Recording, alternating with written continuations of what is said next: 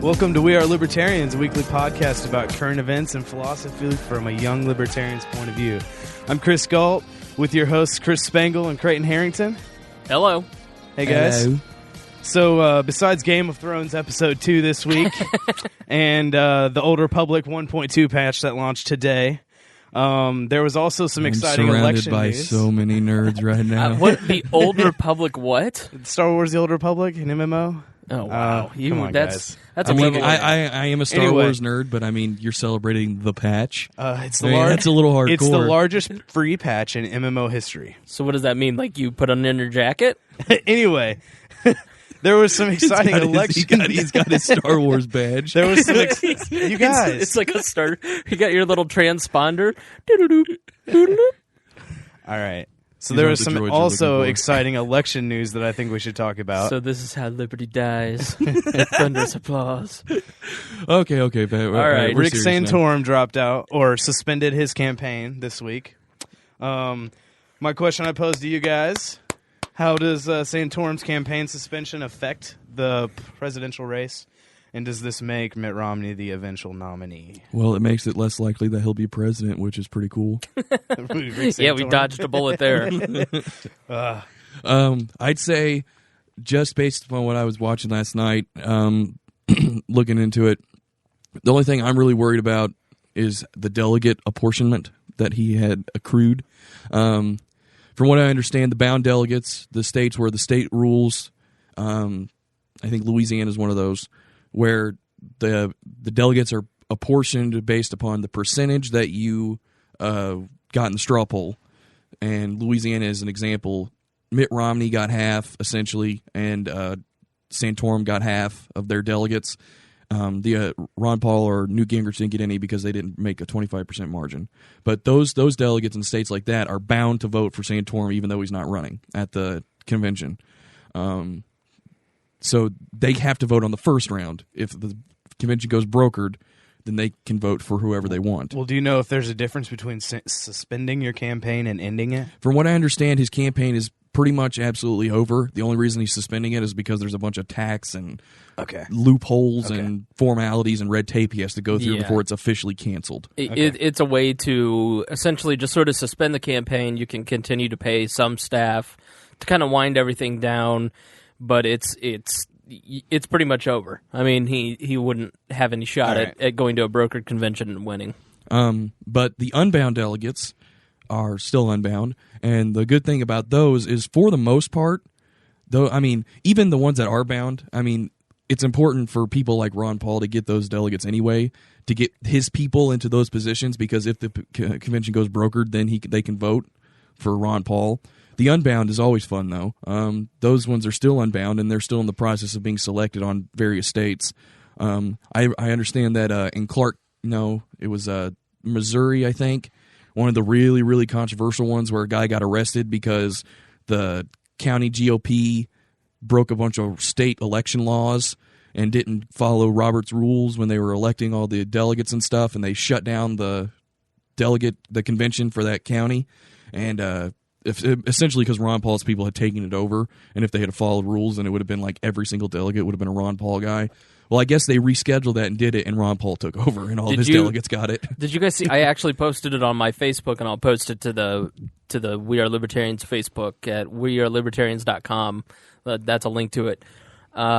Did you see the slating piece? It was somewhere in the Southwest. I think it was Arizona or New Mexico, where it was the official Republican Party slating piece for the county, and it showed the candidates that they preferred, and then it said at the top, and the person who got the slating piece highlighted it, it said, vote for absolutely no Ron Paul delegates.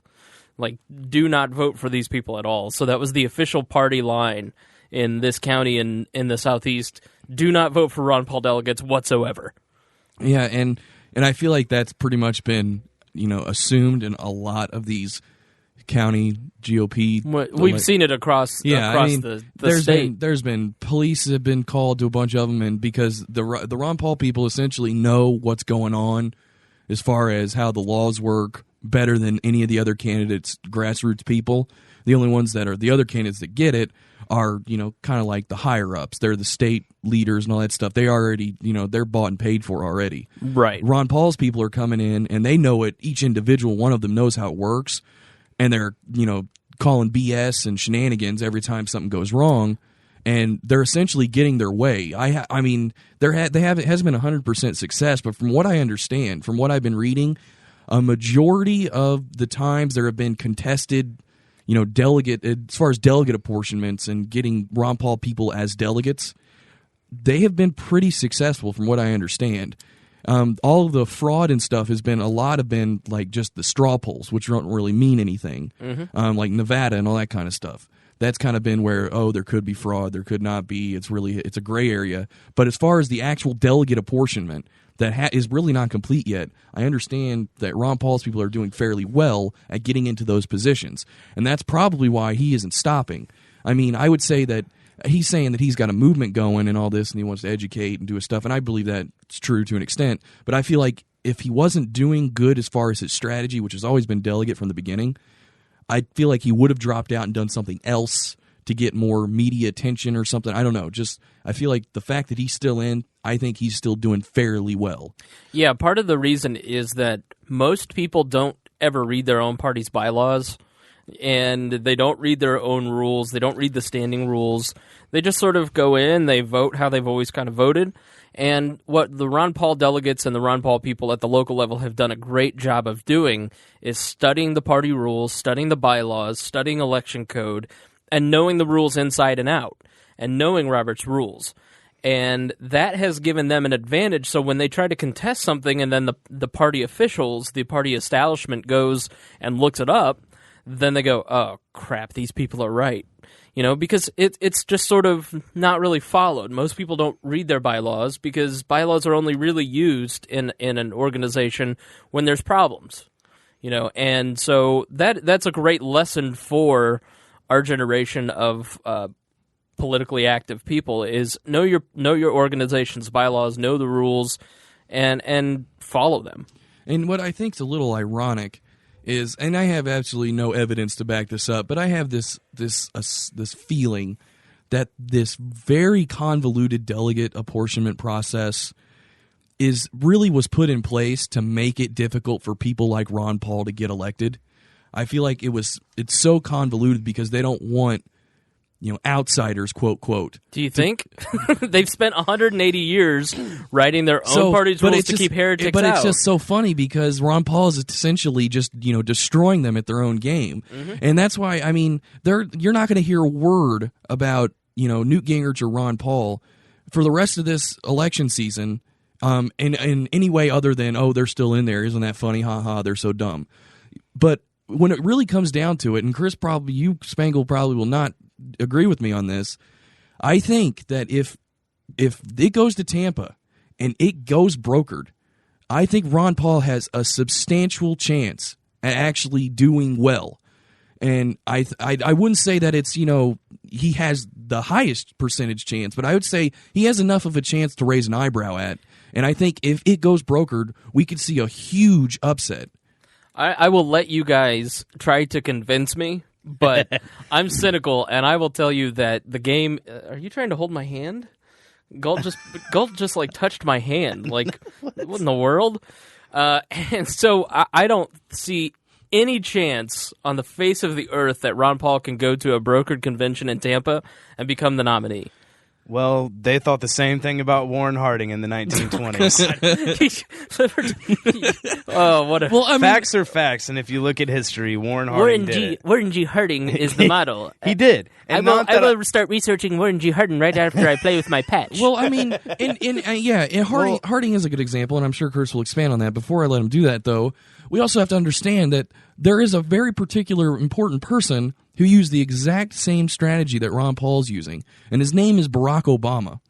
Barack Obama was not in the lead going into the Democratic National Convention. He was behind Hillary. Everyone thought Hillary was going to win it, but she didn't because Barack Obama was taking up delegates and taking up delegates and delegates and delegates, and he got more delegates there.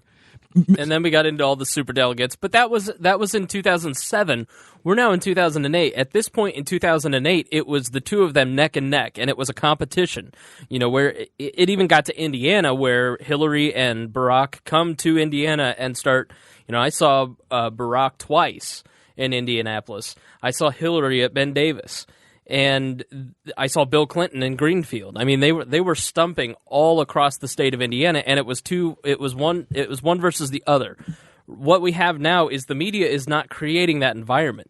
What we have now is Mitt Romney versus Barack Obama. That's already the theme. But I don't to think... the point that the Daily Show is showing Newt Gingrich headquarters in the 1993 Ford Explorer. Well, I'm not saying that it's an exact replica of that. What I am pointing out is that the fundamental thing that is the same is the battle over delegates. The media may not do whatever they want to do. But Ron Paul is fourth in delegates. He's not fourth in delegates. He is not fourth in pledged delegates. He is fourth in pledge. But that's the whole his strategy. That's the whole thing from the beginning. From the very beginning, his idea was to get people that support Ron Paul, get them to these county conventions, and even if they have to vote for Santorum, make it be their people, because they're only pledged for one round. After that, they're whoever they want to vote for, and you can't buy off a Ron Paul delegate. You can buy off a Mitt Romney guy. You can convince a Santorum guy. You can convince a Newt Gingrich guy that their guy sucks. But you're not going to convince a Ron Paul guy. They might as well be bound to Ron Paul, even if on paper they're not. That's the point. That is the point that's going to make the difference. And the media is going to sell it as fourth. But when you add up the amount of Mitt, Newt, Herman Cain, you remember that guy? I saw a picture of Herman Cain the other day, and I was like, oh, I remember him. You add up all these people, and it is Ron Paul versus all of these other candidates' delegates. And a Rick Santorum delegate is going to choose Mitt Romney or Newt Gingrich over Ron Paul every time because they view him as a heretic. I would say he's not a social conservative, because he's anti-war. Oh, I think he's very socially conservative, and I think a lot of evangelicals can respect Ron Paul. But Ron Paul they want someone who will go out and like Mike Pence, like Rick Santorum, legislate their morality. And Ron Paul will not do that. And they will not vote for somebody who will not legislate the way that they want them to legislate. No, and I agree that a lot of Rick Santorum people are not going to be able to turn into Ron Paul people. But I will say there's a significant portion of basically hardcore evangelical Republicans that like Ron Paul because he's so Baptist, and I think you can get those guys. But the point I'm trying to make... He's a very honorable man. I'm not saying that he's not a conservative. I'm saying that those people don't view him... The anti-war issue and the civil liberties issue is enough to... social conservatism aside, when you get to the second ballot and you've got a choice between Ron Paul and Mitt Romney...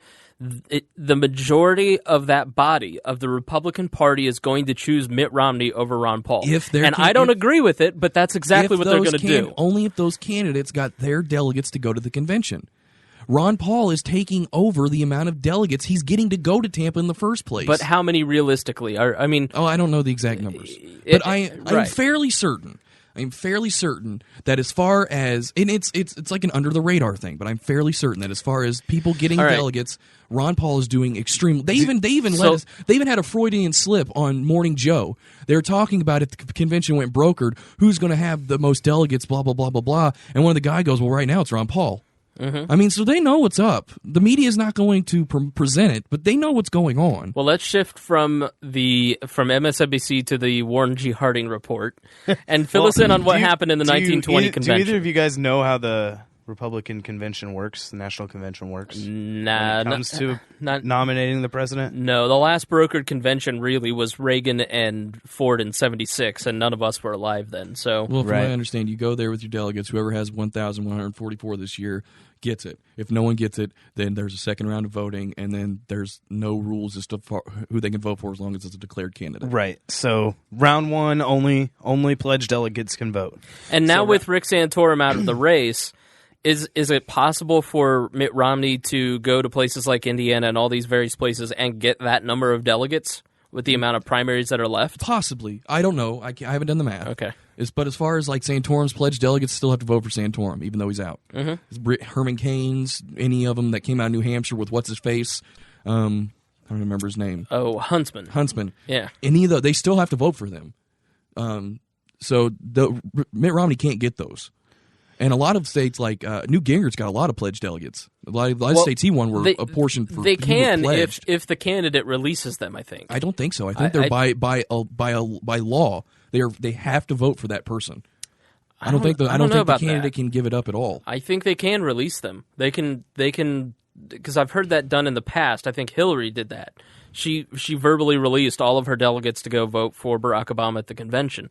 We neither of us know the answer for sure, so if you know, please let us know. So, Gault. Why I brought up Harding though was because it's an example of how the convention this year will go. It will happen like this. It might not happen as in Warren Harding or Ron Paul winning, but it will happen as in, like Creighton said, the first ballot, all the pledged delegates have to vote. Romney's going to take a huge leap forward, So in the Warren Harding election in the 20s, Harding went into the convention there were five main candidates that were still in it at the convention, and Harding was in the bottom after the first round. He got 65 votes in round one. He was a congressman from Ohio, right? Columbus. Or senator, I think. Senator from Ohio. He just was sort of like Ford, where he basically was well respected in the Washington community.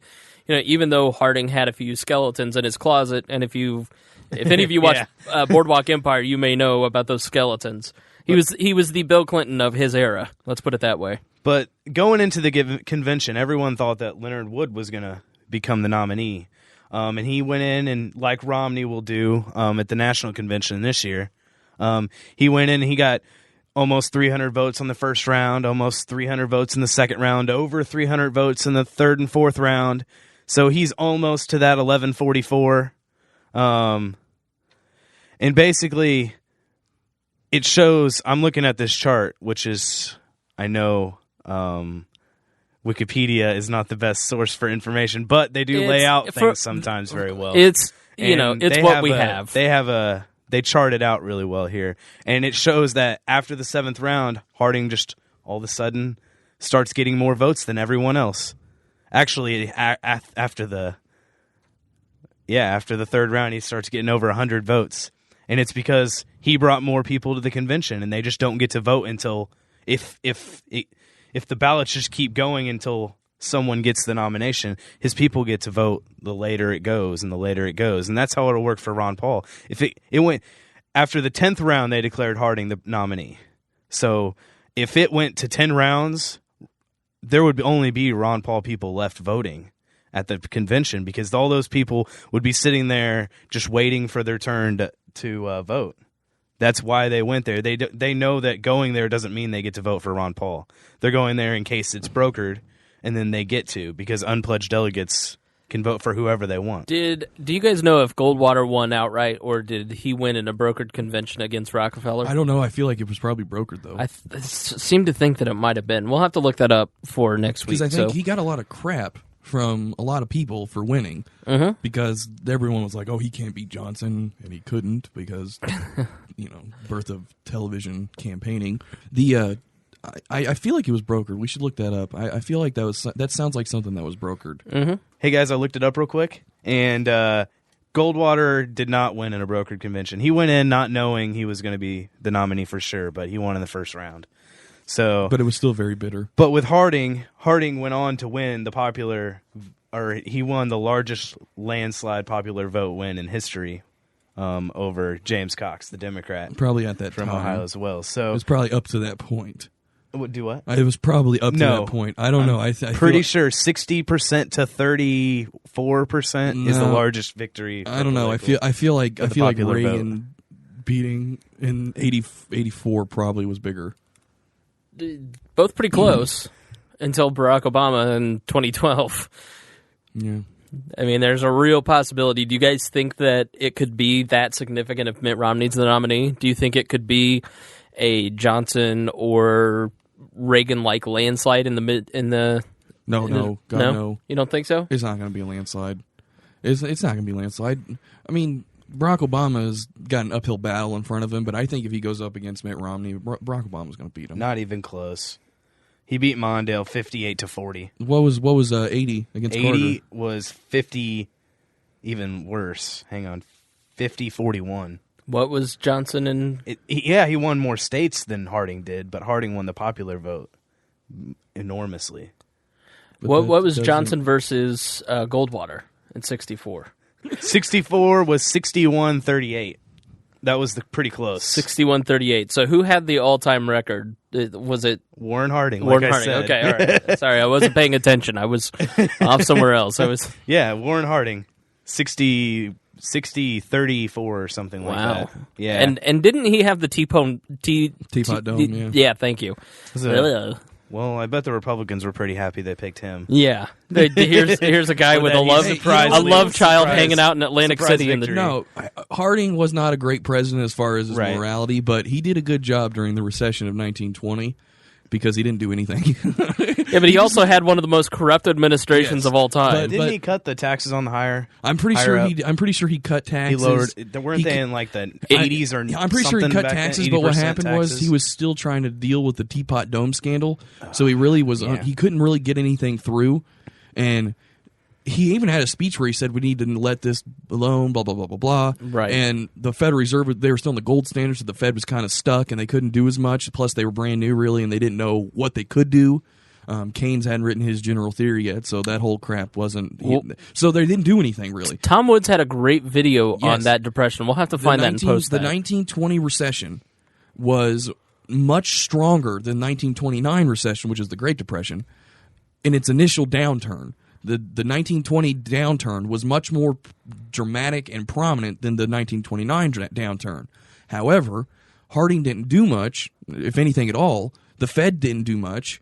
And it recovered by 1921, and then you had the Roaring '20s.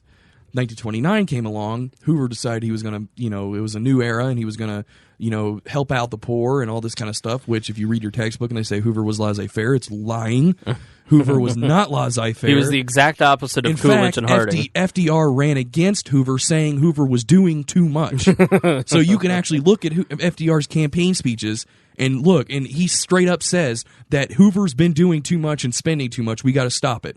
And then FDR had the FDR presidency. And then he gets into office and he starts to see what Hoover saw. But anyway, so 1929 comes along, Great Depression happens, and they start doing stuff, and it lasts until the end of World War II. So, I mean, you can't really ask for a better economic experiment in history than these two eras.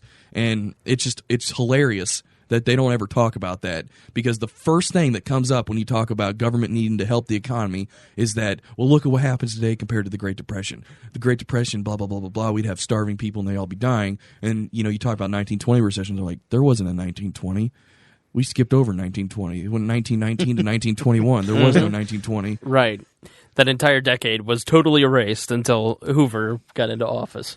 Yep. So it'll be an interesting convention this year. But or not. But we can. I guess switching gears. Yeah. Creighton wrote some articles. I think we have a into the mic, buddy. We have an upcoming event on campus this week, Monday and Tuesday. Young Americans for Liberty does, called Occupy the Honor Roll. It's a national, event. They're trying to get every chapter to do it, and. So we've explained it before, and it's kind of just poking fun at the Occupy movement, and it's about we're going to redistribute the GPAs, and it's going to help everybody, blah, blah, blah, blah, just poke fun at the whole movement. Well, on the Young Americans for Liberty at IUPUI group Facebook page, there was a post by someone who I don't even know who it is, but it was a link to an article about essentially, tired old Occupy Wall Street, 99% huzzah stuff. And from the outset, I will admit that there are those within the Occupy Wall Street movement that agree and understand that the main problem is crony capitalism. It's not capitalism inherently, it's crony capitalism.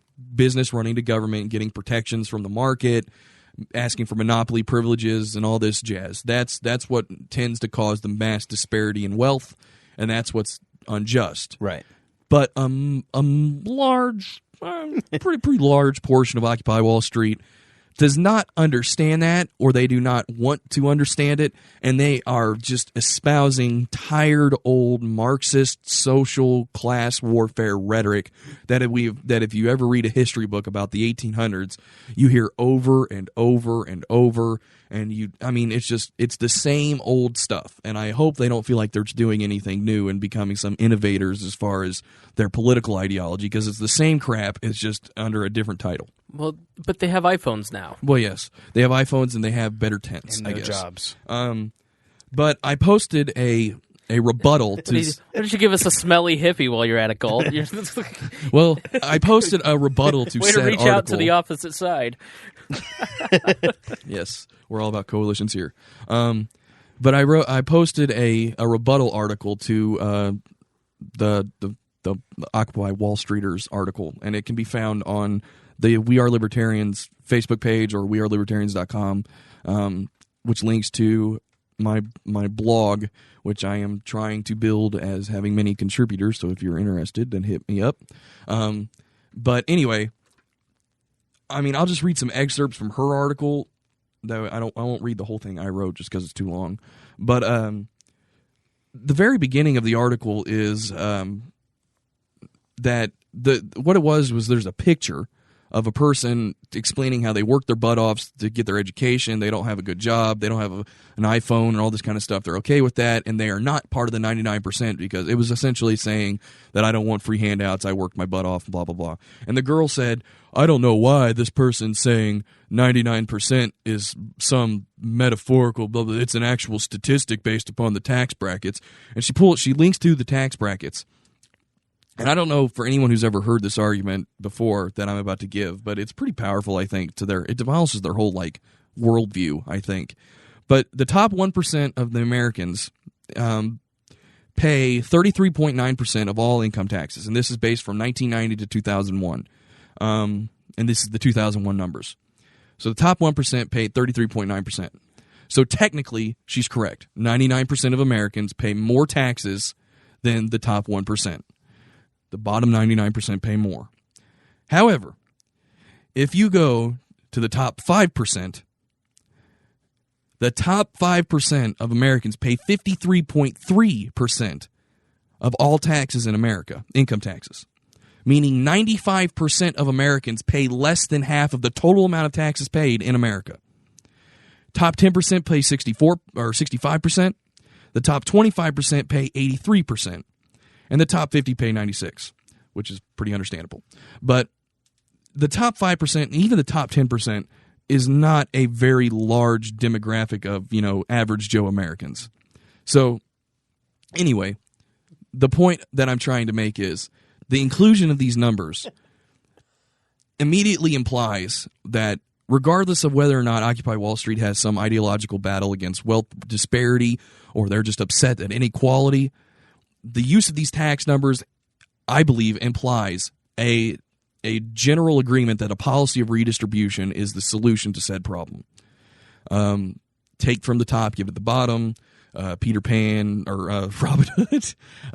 Peter Pan. Peter Pan. Peter Yeah. Pan. Take from the children and give back to the older children. Robin Hood. But anyway, Snow White. there's so and Which we dwarf can are continue you, Creighton? forward. She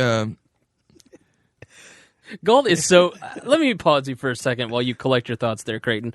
I want to talk about how annoying Chris Gault is. Because every time Creighton goes off on one of his tangents and tries to educate people, Gault basically sits there and, makes faces at me, trying to get me to laugh. And then I feel bad, and, Creighton is, spitting this incredible knowledge. He's brilliant. And then Gault's over here, I wasn't making crazy faces. I was just smiling. But upside-down hand glasses. Whatever. But I mean, I don't go want to. ahead. I don't want to get super technical with the whole article. You can read it if you want. But the gist of the whole thing is that the 99% are basically the 1% became wealthy on the backs of the 99%, and all this exploitation of labor and the middle class and all this crap. And it's ironic to me because I don't know. It shows a fundamental misunderstanding of what a market is. The rich got rich off the backs of the 99%. I can say that is technically true. But the 99% were even able to get money off the backs of the rich. It's not the market is not a zero-sum game. It's a mutual agreement. It's two people voluntarily associating with each other, and that's what they don't understand, is that they think that it's somehow slave labor. Well, no, the fact is that I work for an employer, and the employer and I have made an agreement on my salary.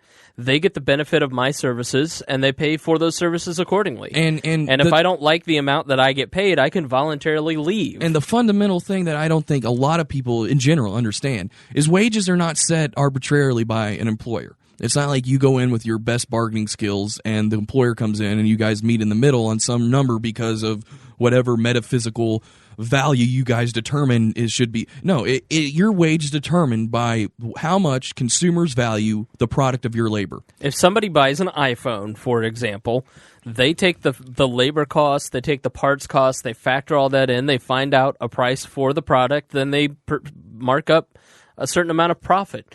You know, it's actually, I've been watching a lot of Pawn Stars lately on the History Channel. And I see people all the time online talking about what a bunch of thieves those guys are and how they swindle people out of their money. Well, no, people voluntarily bring their goods in. They say, I need this much for this item so I can keep my lights on because I take the risk. When I buy your item for $1,000, I need to resell it because I need to make a profit to keep the doors open so you have a pawn shop to sell your stuff to.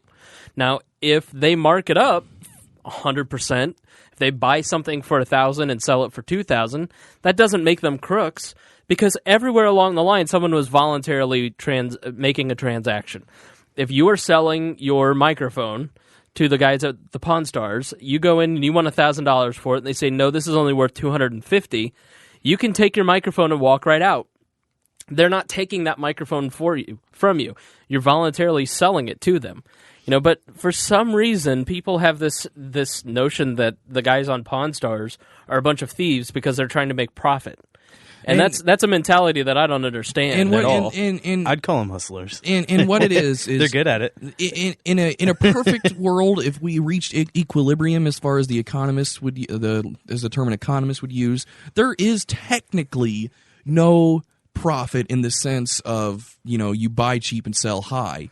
There's no profit for understanding consumer values better than somebody else and taking advantage. The profit, just the typical buy something that's everyone thinks is a piece of crap. Turns out it's really valuable, and then you make a profit off it. That kind of profit disappears in equilibrium. You'd still get an accounting profit, but I don't want to get into economic theory too much. But the thing is it's all determined by consumers inherently. It's determined by producers and consumers, but ultimately, if you want to know who's to blame for your low wage, who's to blame for the fact that you can't get paid this much you think your labor is worth, don't blame your employer. Don't blame the stinginess of your employer on dictating you can't pay this much because I don't want to give you that much money. It's indirectly, or it's not even directly his fault or indirectly.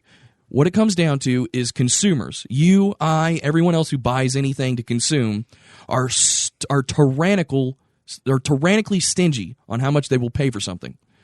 And if demand keeps a price down, if there's not enough demand, then the value of the labor that produces said product will not have a high demand and your wage will go down. The only reason I say this is because a lot of what is at heart in Occupy Wall Street is this idea that there's a labor theory of value and that the workers are getting exploited because they're not getting paid their fair share, and it's all the big bad fat cat capitalist fault, and it's all about the system, and we need to steal money from the top to give to the bottom because the laborers are getting exploited.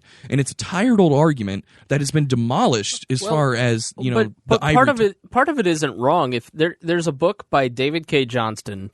He was the tax writer for the New York Times, and he wrote a book called Free Lunch, and he also wrote another book, I can't remember it, but I think it's in Free Lunch, where he talks about the average cost of goods and the average salary.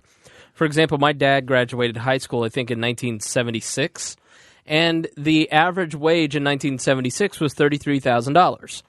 And a house cost $60,000. A car cost $5,000. You could get a hamburger at McDonald's for $1 or whatever. fast forward to when I graduated high school in 2002. Shut up. When I in 2002, the average salary had dropped to $29,000, and the cost of a house was $160,000, and the cost of that same car, was $25,000.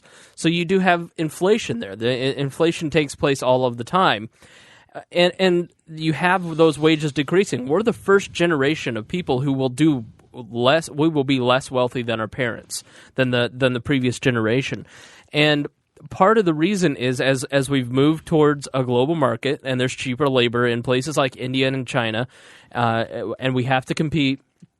And you're right, we are consumers, so we want cheaper goods. You have several places that you can take capital from to make sure that your products are low. All right.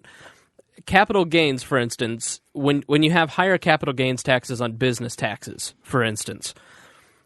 To pay those taxes, you can do three things. You can raise the price of your goods, which means you would price yourself out of competition if you're selling a product. So that's not an option. You can't price your goods so high that you aren't competitive. The second is you can take less money, or you can give less money to your investors, which isn't a good idea because then less people invest in your company, so less shares are bought and you'll have less capital to work with. So the last place you can take money from to sort of subsidize your products to make sure that price is low is the labor market. So because of the global forces, labor has moved down. And, there's, what is it? If you build an iPhone in America, it'd be like $5,000 or something crazy like that. I forget where I know that. Where I heard it. It was like some outrageous number. They were just made of crap. Andrew, Android people are the Apple people of the 90s. They're so annoying. Anyways. And you guys are still dumb. I'm not the one but anyways, but my point is that those wages they have a valid argument. We have to understand that yes, the things that the Tea Party and the Libertarian movement and the Occupy movement, the things that we're all screaming about, are actually happening, and they do need fixed. No, it is the path. The Tea Party would say we have to have a moral society. The Libertarians would say we have to have less government. Occupy would say we probably would have to have less crony capitalism and more government to regulate that crony capitalism. So there's three different solutions, but there is that same underlying cause, because we all understand that when we couldn't afford the house, we could afford stuff in the 60s, and then we couldn't. I remember when my parents were the first generation of my family where the mom couldn't stay home with the kids. She had to go to work.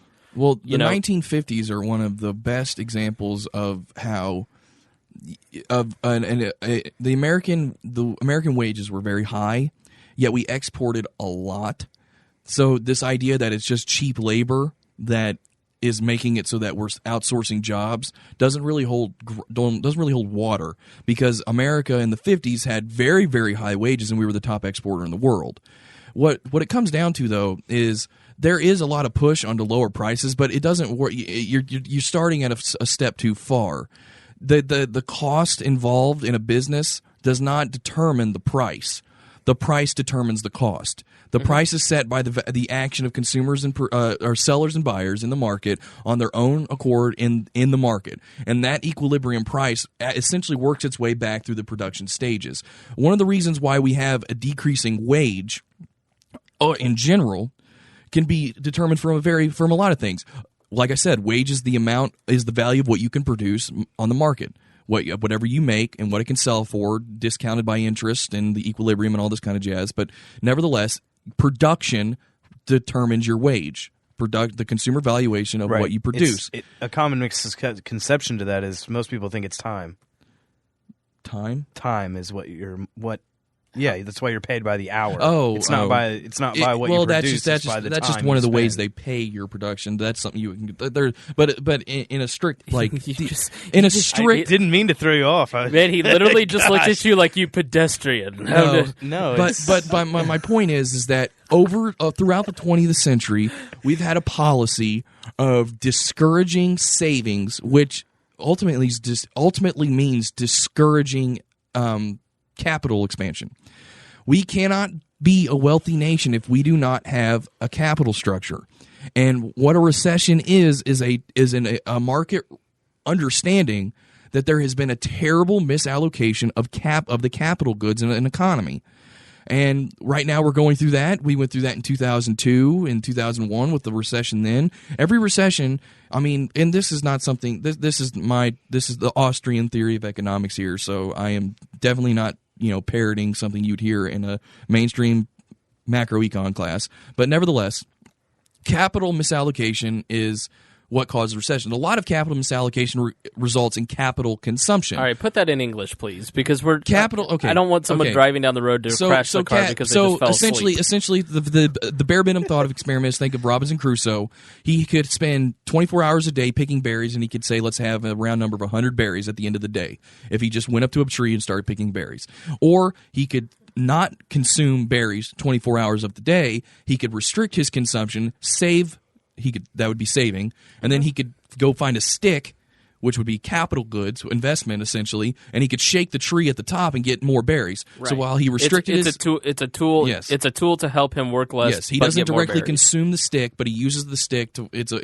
That's capital. So I mean, and the more berries that he saves, the less time he has to spend shaking the tree, which means he has more time for rest, relaxation, other things. Building houses and blah, blah, blah, right. blah. Improving but essentially, the society. You cannot have a society that is only consuming. I mean, it's literally impossible. I mean, they like to say that America's the consumer society, but I mean, in a strict theoretical economic sense, you cannot have that. You have to have production in order to consume. It's like if you don't produce TVs, you can't consume TVs. I mean, it's just pretty common sense. All right, so if you want to get an overview of this entire theory, a great place to start is How an Economy Grows and Why It Crashes by Peter Schiff. It's a very easy read. I read it in like an hour or two. Lots of pictures. So for people like me, that is great. So check that book out, and it talks a little bit more about this. And part of the reason that our standard of living has grown, but our wages have, stagnated a little bit. And so they've gone from the father going to work, coming home, the mother takes care of the kids, that Mad Men sort of mentality, to a place where the standard of living rises. So now both parents have to work. And then it got to a place in the 90s and 2000s where, oh man, we can't keep up with the standard of living with both people working. So what do? We turn to credit.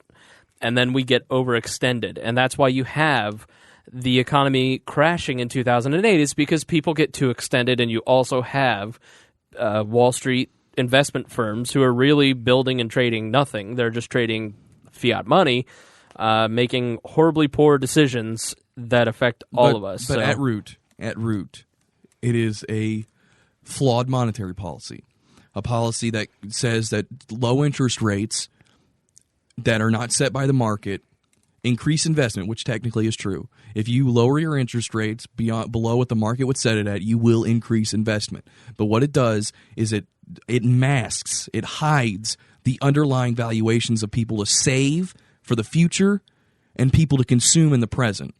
Essentially tricks people into saying that everyone wants to consume in the future and no one wants to consume now. So start investing in stuff because in the future you'll get a profit. Mm-hmm. But at the same time, everyone's still consuming in the present. So there's resource misallocation. Their price system fails to work because it has been manipulated by an extra market force, and you cause misallocation of investment and capital into sectors that are ultimately unprofitable. They're profitable for a while. Electronics and houses, software. Yeah. or houses. Right. You misallocate investment into houses. Housing booms. Everyone's it's awesome and all this kind of stuff. But it has to end. It literally cannot continue forever. And the reason now, that doesn't mean that's why our wages went down all the time. But when that happens, is you have a lot of capital consumption. People, instead of refurbishing their machines or anything and making it so that in the future they'll be able to produce as much or more, they consume their capital. They turn it into money without really realizing it, and therefore now they can only produce less. That creates a lower standard of living for everybody. And it's one of the reasons why your wages don't go as far, is because there's less production. Now, that doesn't mean that if you took production today to production 30 years ago, we still have more. Mm-hmm. But there's so many different things involved. But ultimately, the only reason I even started going off on this whole thing was that the idea that wages are set by the producer or the employer, and the employer alone is wrong. It's not. Oh, it could be wrong. It's misguided. No, it is downright wrong. It's not your manager at the Red Robin that is, trying to get one over on you. It's larger than just, Dave, the manager at the Red Robin. It's not even the CEO of Red Robin. It's all connected. And everybody is a producer and a consumer at the same time. When you go to work, you're a producer. When you buy food... I'm literally producing a podcast right now. Yes. Well, I mean, in economics, we're not getting paid for it. But anyway, when you go to work and you go work at McDonald's or wherever you work and you put in your 8 hours, you're producing for 8 hours. Mm-hmm. When you get off and you go buy a sandwich or you go and fill up your gas tank, you're consuming. When Bill Gates makes a new thing of Windows, he's producing. When he goes and fills up his gas tank or buys food, he's consuming. Everybody's both. That's why the market is not this division of classes. It is not a class division in the sense of there are two very distinct, non-homogeneous groups that are fighting over resources with each other in a zero-sum game. Mm-hmm. Everybody is both. You are at one point you're a consumer, you're a producer, and you're adding both sides of the spectrum. And it's a market, and market sets all of it. And essentially, if Occupy Wall Street thinks the solution to all these problems is to put more government control in the economy and steal from those that have produced more to give to those who have produced less, ultimately the logical conclusion of that, if you take it to its logical extent, is consumption on a mass scale with no production and poverty. And that's exactly what happened in the Soviet Union. That is exactly why they started off with a lot of... They were not poor at the beginning. He's starting to yell. They were not poor at the beginning. But they got ridiculously poor by the end. Right. And it was because over time, that's what happens. You produce, you stop, there is no incentive to produce, and there's no mechanism to organize production, and consumption takes over, and essentially everyone's poor. Everyone dies in the streets of starvation. That's what happens. Well, that's, a rosy outlook on America. So let's wrap it up. What is the solution? What is Creighton Harrington's solution for the world? Freedom. No. I mean, you sound like Rick Santorum. I'm for freedom and liberty. No, but it's pretty much obvious. I mean, there has to be less government involvement in your lives. I mean, it's a philosophy of government, but in an economic sense, the government can't do anything but consume anyway. The market has the most efficient allocation of goods. And if the government tries to do something, it is by definition inefficient, and therefore net production will be negative, and you'll consume. John Marshall said that taxes have the power to destroy. The power to tax is the power to destroy. Because basically the government consumes everything and produces nothing because it takes everything it has from someone else. And that's why when you unleash the free markets or the private sector, like Warren G. Harding did in 1920, then you have a depression that lasts a year. And in 1929, when you involve the government and the government gets involved, then you have the Great Depression that lasts 10 years because the government consumes nothing. It is the only entity that is not both a producer and a consumer. That's absolutely right. All right. It just consumes everything. Yes, it does. And it is. It's like a black hole of money. It is, as Hobbes would say, a Leviathan. And breaking out the man. This is Pawn Stars to Leviathan. But anyway, so ultimately, you can tell who reads in this room and who doesn't. So, all right. Well, we've got about 10 minutes left in the podcast. So let's move on to a different topic. Well, I was thinking we could go on to our Idiot of the Week. All right. And the Idiot of the Week is someone who is the most offensive to libertarian sensibilities, the person who has taken away freedoms or taxed us or has tried to grow the black hole that is government. So who is our Idiot of the Week? The Idiot of the Week is NBC News for their media manipulation of the Zimmerman. Yes. Zimmerman.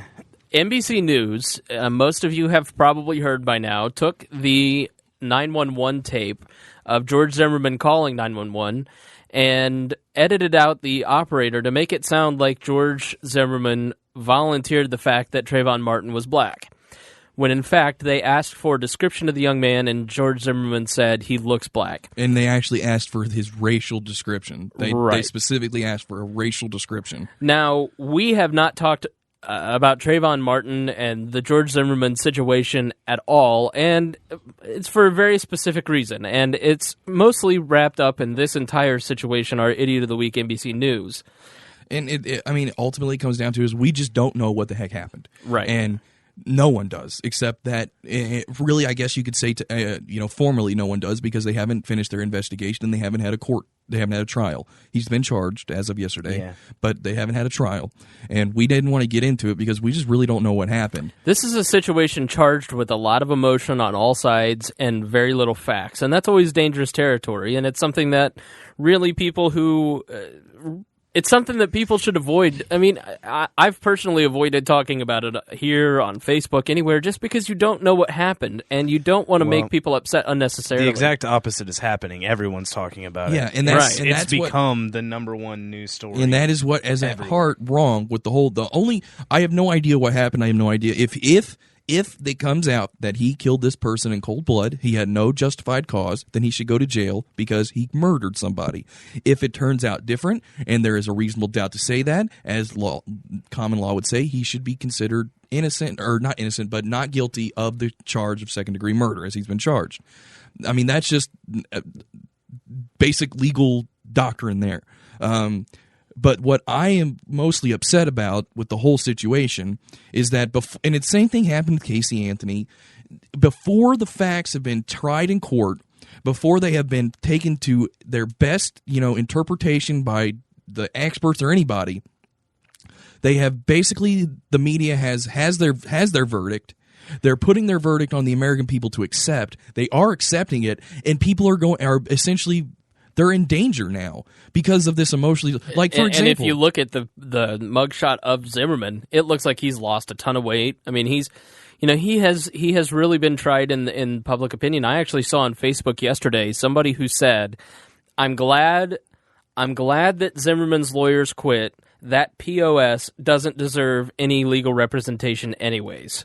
Yeah, and that is just flat out un-American. Yeah, that is wrong. Absolutely, and ultimately. I mean, we don't know what happened, and we're making our judgment. And people like Spike Lee, who texted the address to someone whose house was named George Zimmerman, had the same name, but it ended up being some old couple that was not the George Zimmerman he thought. People turned up to their house, and they had to leave their house in fear of their lives because Spike Lee was an idiot. And Roseanne tweeted out Zimmerman's parents' address. I mean, it's just... There is a reason we have a court system in America. Right. There is a reason we have this stuff set up.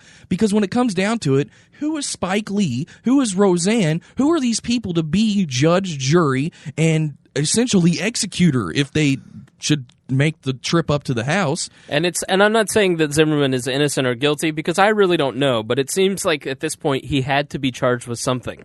Yeah, there was no way they were not going to charge. And I don't know if that's right or not. And the fact that I don't know if that's right or not means I don't really want to talk about it. And I don't know either. I have no idea what happened. All I've heard is what everyone else has heard.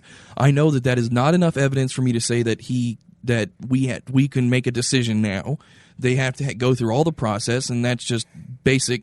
But what I do know is that no matter what happens, if he gets off or if he goes to jail, he goes to jail because he gets convicted. But if he gets off, that man is never going to be able to live a safe life in this country ever again. It's much like Richard Jewell, the guy who was accused of being the Atlanta Olympics bomber in 1996. And he was, in fact, a security guard who thwarted the entire bombing. But he was originally blamed for the bombing at the Atlanta Olympics. And it ruined his life, and he died much younger than he should have. Because for the rest of his life, even though he was acquitted of all charges, he would go out in public, and people would still associate him as the bomber. And, it's just a dangerous media frenzy, and that's why NBC News is our Idiot of the Week. Yeah, they had to publicly apologize too, didn't they? And they fired the producer who did it. Because, as someone who has edited audio for a long time, there's no way that the editor of that audio didn't know what he was doing. Right. He was editing it to make it look sensational. I mean, there's just no way around it. So and to a smaller, to kind of a point that I've heard, and this is again, certain assumption or me thinking out loud. there is the possibility that they were editing it to fit a story that they had already predetermined was the truth. Mm-hmm. And that's what upsets me, is the media has defined what they believe to be the truth, that George Zimmerman is some closet KKK member, and he's out there killing innocent black people all the time, and they're fitting the 911 call to fit their story. That's what's upsetting, and that's what's dangerous, is that if you have this judgment before the actual evidence comes out and you have people act upon that judgment, the media is not the trial. The media is not the jury. The media is not the judge. The judge and the jury are determined in our system in a certain way, and the media needs to just cover it and that's it. Just cover it. Yep, and be impartial. So, all right, well, that wraps up that particular topic. So let's talk about what's coming up in the next few weeks in and around Indiana. Gault? All right. Well, Creighton talked earlier about our Occupy the Honor Roll redistribute grade thing going on at IUPUI. So if you want to come and help out with that, bring your tent and your rats, and we're going to come and occupy under the business building. What did you just... and rats? I was just making We fun walked of by it. Occupy when we were in D.C. Yeah, there were bunches of rats It's everywhere. not a Yeah. clean place. Oh, not. gross. Oh, that's disgusting. Why? What the hell? Ugh. I didn't even see where their bathrooms were at.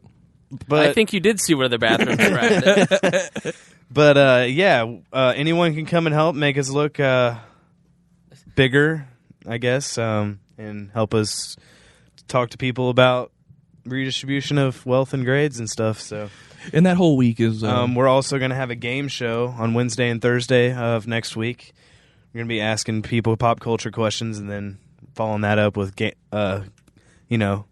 political questions and government questions, and challenging people to learn more about what's important instead of Kim Kardashian.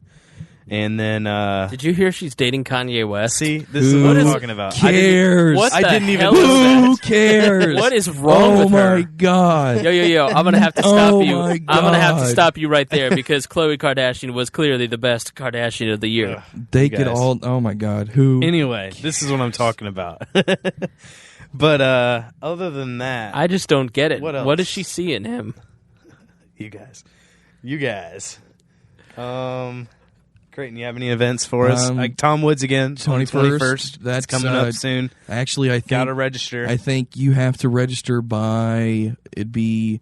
the 14th? So today's the 12th. So that'd be Saturday.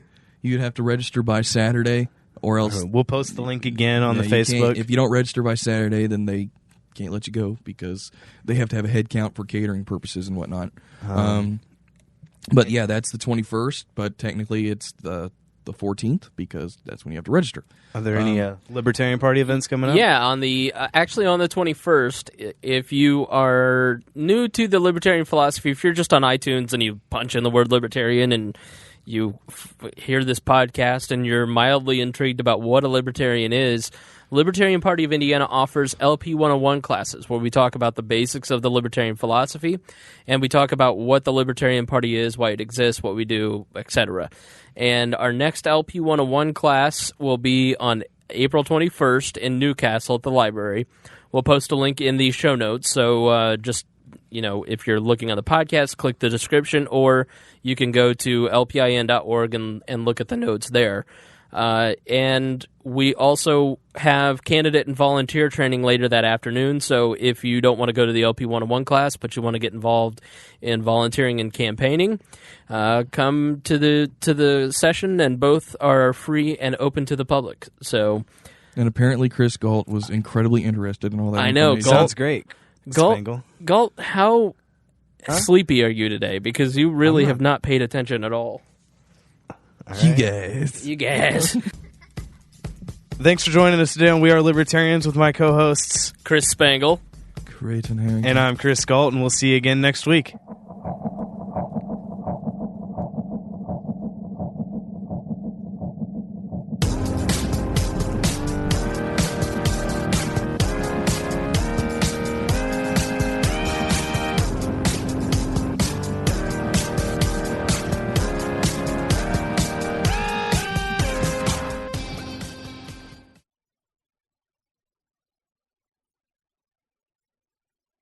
Hold on.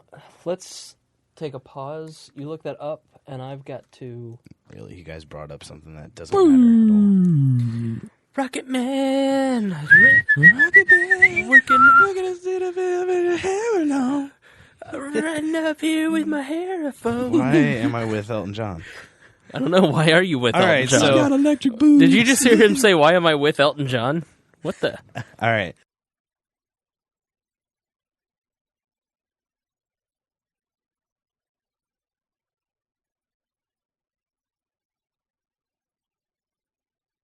This podcast is produced by What is a Hoosier Productions.